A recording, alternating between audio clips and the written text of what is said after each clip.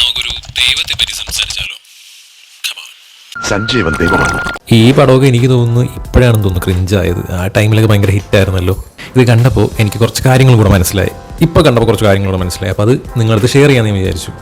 I G തന്നെ adopt ചെയ്തു എന്ന് ആദ്യം മനസ്സിലാക്കി അതനുസരിച്ച് വളരേണ്ടിയിരുന്നു എന്ന് പറയാൻ പറ്റത്തില്ല. അത് ആദ്യം അറിയേണ്ടിയിരുന്ന ആൾ എന്തായാലും ഗീതു തന്നെയാണ്. അല്ലാണ്ട് മൂവി പറയുന്ന പോലെ ഈ സഞ്ജീവൻ IPS ഇത് അറിഞ്ഞിട്ട് പ്രത്യേകിച്ച് എന്ത് യൂസാണ് ഉള്ളത്?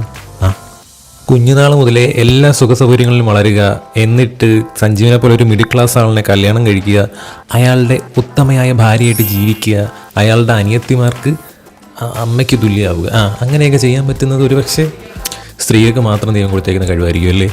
സഞ്ജീവൻ ദൈവമാണ്. ഗീതു വന്ന് IG യോട് എപ്പോഴെങ്കിലും പറഞ്ഞോ അവളെ അഡോപ്റ്റ് ചെയ്ത് കൊണ്ടുപോയി വളർത്തി സ്വന്തം മകളായി വളർത്തി കൊണ്ടുവരണമെന്ന്? ഇല്ലല്ലോ, അവരവരുടെ സ്വന്തം ഇഷ്ടത്തിന് വളർത്തിയതല്ലേ. പിന്നെ എന്തിനാ ഒരു ഔദാര്യം കാണിക്കുന്നത് പോലെ അവസാനം ആയപ്പോഴത്തേക്ക് ഇത് പറയുന്ന എൻ്റെ മകളല്ല എന്നുള്ളത്?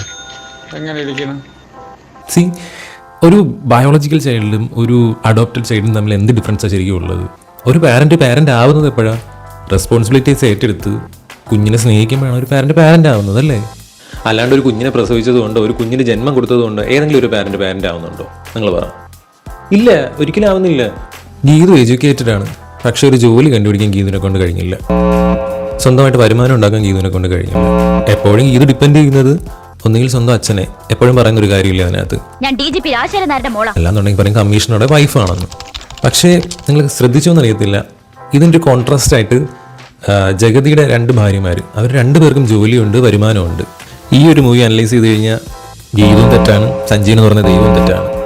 നിങ്ങൾക്ക് ഈ മൂവിയിൽ നിന്ന് മനസ്സിലായ ആനുകാലിക പ്രസക്തി എന്താണെന്നുള്ള കാര്യം താഴെ കമൻറ്റ് ചെയ്യാൻ മറക്കല്ലേ. അപ്പോൾ സീ യു, ബൈ.